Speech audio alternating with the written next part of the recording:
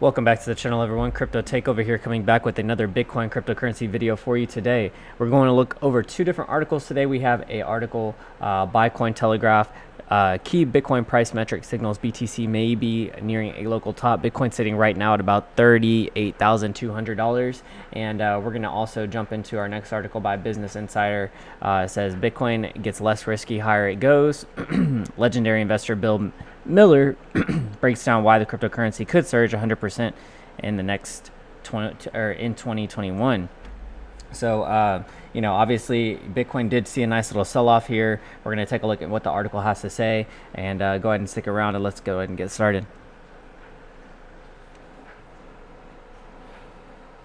All right, so we can see here the first part of this article. It says Bitcoin miners are selling a level unseen since July 2019, when BTC price topped out at $14,000. So apparently, I guess the miners are selling off here.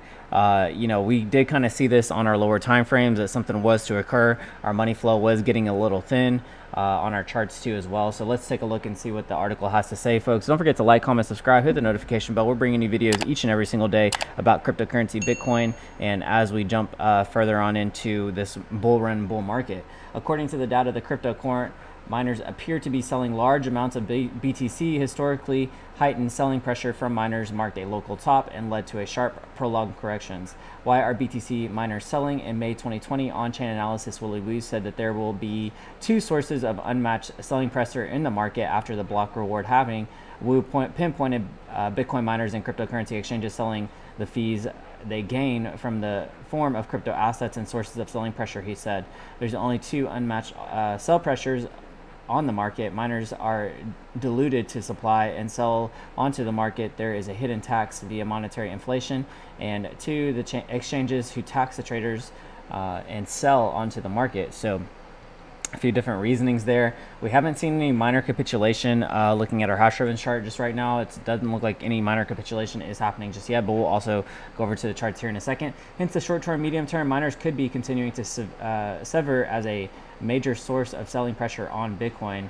Miner position index, interesting. Okay, based on the data of CryptoCorn, the miner position index (MPI) has surged significantly in the past few days. So obviously, maybe meaning that some sell pressure is to occur during this, possible local top. The MPI reached levels par with July 2019, when BTC price quickly fell below $14,000. Miner position index looks enough to make a local top. They're selling BTC. I'm going to punt a small short to scalp BTC in the short term. Bearish market. Since December last year, they had been selling BTC, but the correction was tiny due to institutional buying power. Key later noted that he closed the scalp short, emphasizing that the correction was short-lived. Yeah, see, I don't think this is going to be a big correction here. I think that more than likely is just a small liquidity dump. It looks like we had a wick down to the bottom and then got bought up pretty quickly too as well. It is possible that the Bitcoin buying demand continuing from the U.S. is overwhelming the selling pressure from the miners. The theory is supported by the recent trend of Bitcoin price trending higher premium at Coinbase than other exchanges like Binance, what traders expect in the short term. So obviously they give their opinion here. I think unlikely scenario similar to last Sunday Monday transition. By the way, this is very bullish to set low week of Monday and then expand typical during bull market. A point of clarification, it seems to be a misinterpretation. I don't think BTC is about to crash 30+%. I think through the price appreciation may slow down in the near term. Yeah, see, I don't see a big sell-off pressure. I think if we were to measure our move out, we can take a look at that here in a second. But it did look like, this is probably maybe about 20% correction or so. Nothing too major. Usually during our bull market cycles, we see about a 50% to about a 35% correction most of the time. So I don't think we were anywhere near that just yet. But let's take a look at this next article by Business Insider. Less risky the higher it goes. So legendary investor Bill Miller makes a statement here. Legendary investor Bill Miller told CNBC on Friday he sees Bitcoin surging 100% in 2021 as more investors add the coin to their portfolio as a hedge against inflation. One of the things that interesting about Bitcoin is that it gets less risky the higher it goes, and that's the opposite of what happens with most stocks, the Miller Value Partners founder said. So yeah, he says it's basically getting less risky the higher it goes, and sometimes when that happens to stocks, obviously it kind of continue to mean the opposite too as well. He added that he's not sure when the price of the cryptocurrency will correct, and if investors are ready to stomach another 80% correction, they probably shouldn't own Bitcoin. Watch Bitcoin Trade Live here. Yeah, so obviously, during bear market sessions, usually we retrace all the way back to about 80%. During our bull market phases, our liquidity dumps sometimes equal up to about 35%. That's just given in previous bull cycles too as well. But as traders say, past performance is not indicative of future results, and anything can pretty much happen in this market. Legendary investor Bill Miller told it sees 100%.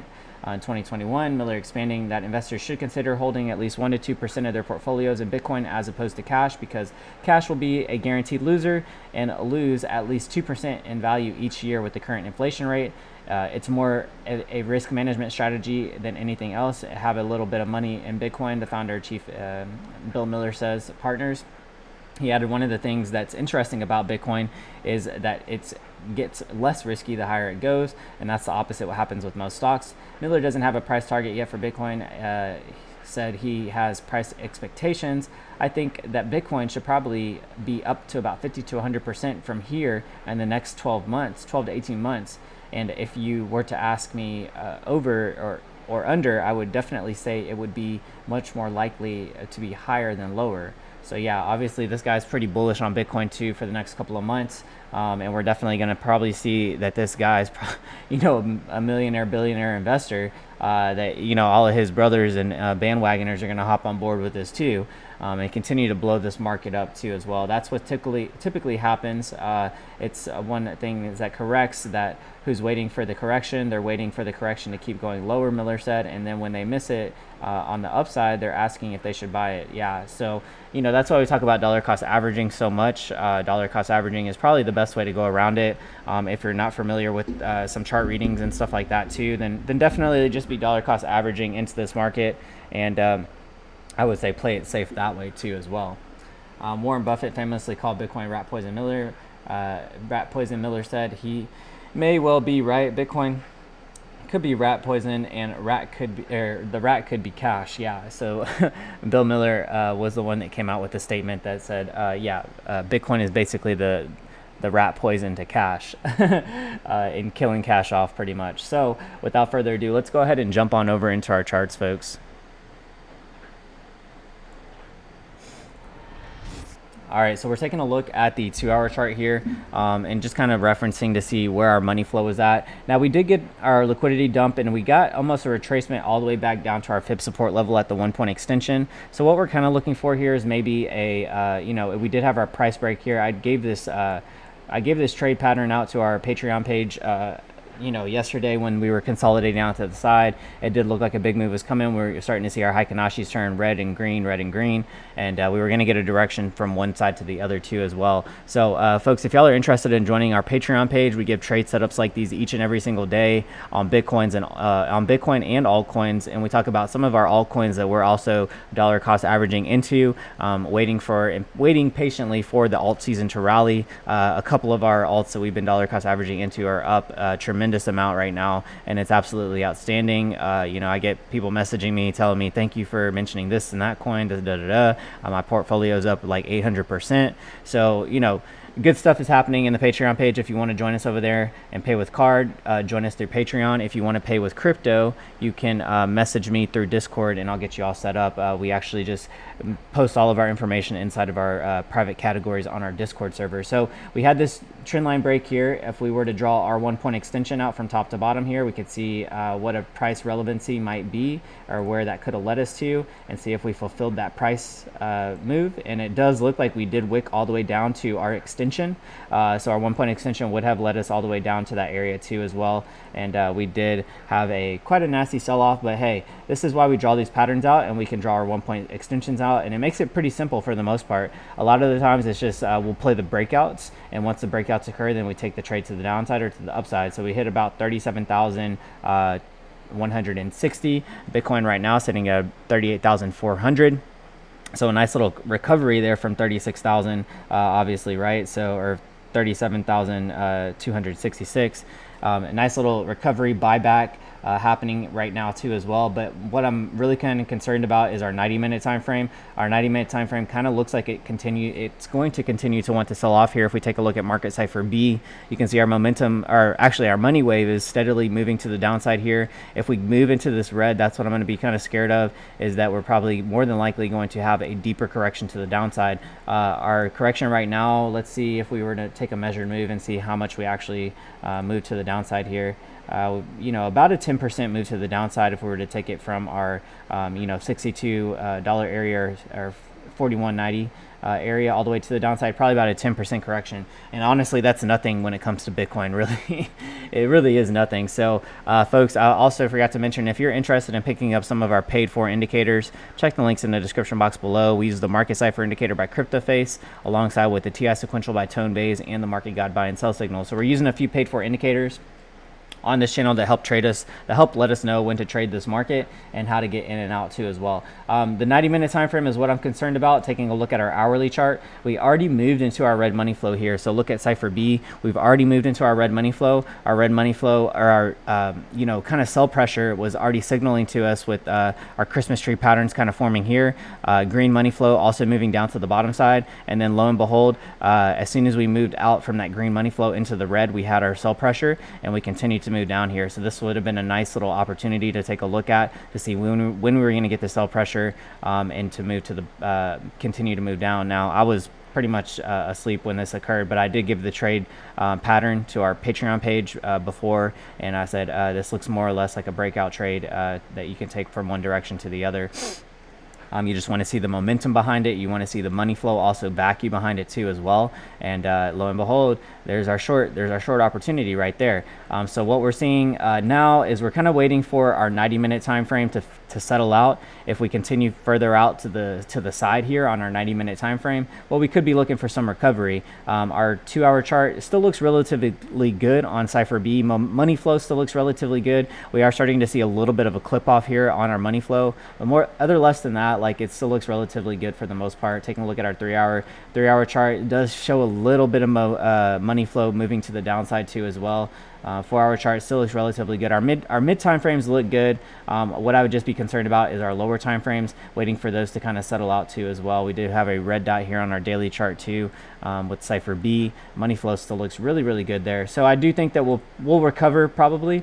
What we're going to kind of keep a close eye on is our 90-minute time frame to see if we move back into that reddish territory with our money flow. But then we're also going to be keeping a look out for our lower time frames here, like on the 15-minute, and seeing when our money flow is ready to kind of move back to the upside too as well. So you can keep a close eye on those smaller time frames if you're using Market Cipher or whatever you're trading with, or whatever indicators you're trading with too as well. Taking a look at the dominance chart, man, we had some altcoins just crazily performing like last night for a couple of hours too as well.